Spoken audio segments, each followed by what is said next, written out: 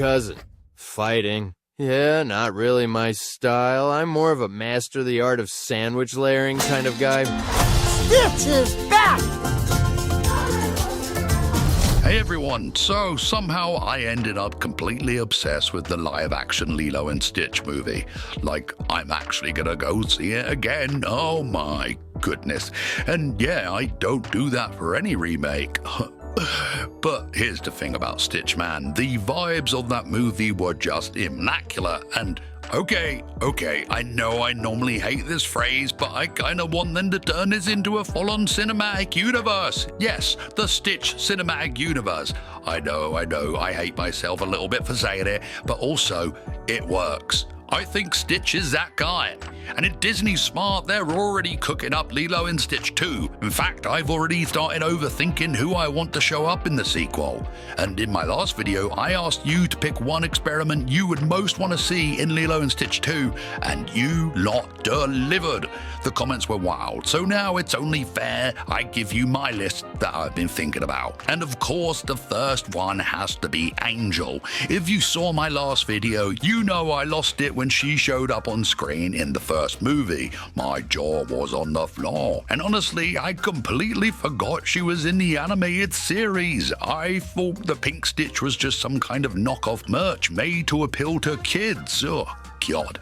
But no, she's real popular, and she's everywhere. I mean, and seriously, I've been looking into her powers and they're pretty wild. She can literally use her song to turn experiments evil. So imagine her being used as a villain in the sequel. Maybe Jumba, maybe someone else. They tried to lure Stitch back to the dark side. That's not just cool, that would create a lot of drama. Emotional conflict, loyalty versus love. Oh yes, give me all of it. There is no way she doesn't show up in Lilo and Stitch 2. They're absolutely setting her up for more, and she's just too damn popular. I also have another one that's a little bit more personal, and that is Sparky. I've always had a soft spot for this guy. He's not one of the most iconic experiments ever, sure, but I just weirdly loved him as a kid, and I think it all comes from fighting him in Kingdom Hearts Birth by Sleep. Does anyone else remember that? Oh, yeah. No, okay, just me. Alright, cool. But here's the thing, Sparky's powers are electric. Literally, he can short-circuit entire systems. Imagine how freaking cool that would look in a live-action setting. Lights flickering, power surges, cinemas shaking. He's not just another strong experiment, he's got a completely different flavor. He's pure spectacle. And honestly, he's the kind of character who doesn't need a backstory. Just show him lighting up the screen in the trailer and people will be sold. That electricity, that chaos, you can't do that with the brute force experiment, guys. Sparky gives you something different to play with, something really cinematic. And if we're talking experiments that could show up, we've also got to look back at that first movie where Jumba says he wants to turn Stitch into 627. This wasn't just a throwaway joke, no, this was sequel setup. 627 is stronger than Stitch, faster, more chaotic, no emotional depth, no arc, just pure, unhinged power. Oh yes.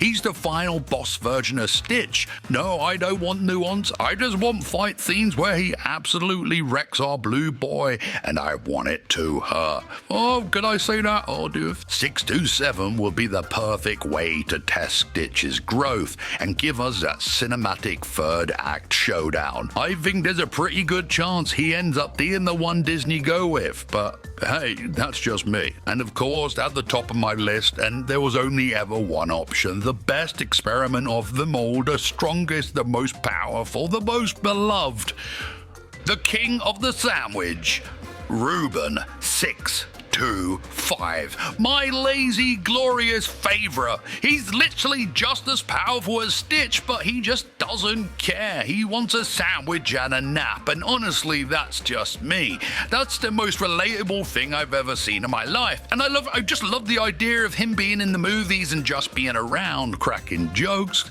casually dropping power moves when no one expects it, and going straight back to chilling.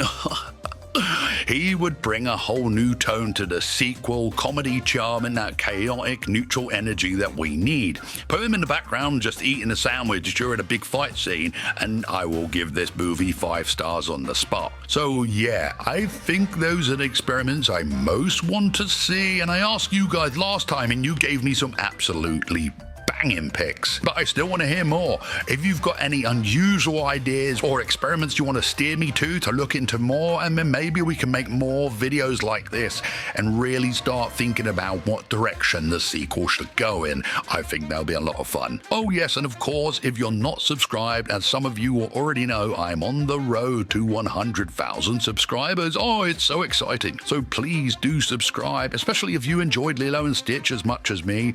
I'm going to be covering this so much. So hop aboard that Yeti Express and we can ride that Stitch hype train together. Oh, and before I go, make sure you stay tuned because I've got a Lilo and Stitch trailer dropping very soon that I've been working very hard on. Yep, thank you for watching. Bye-bye, everyone. Bye-bye.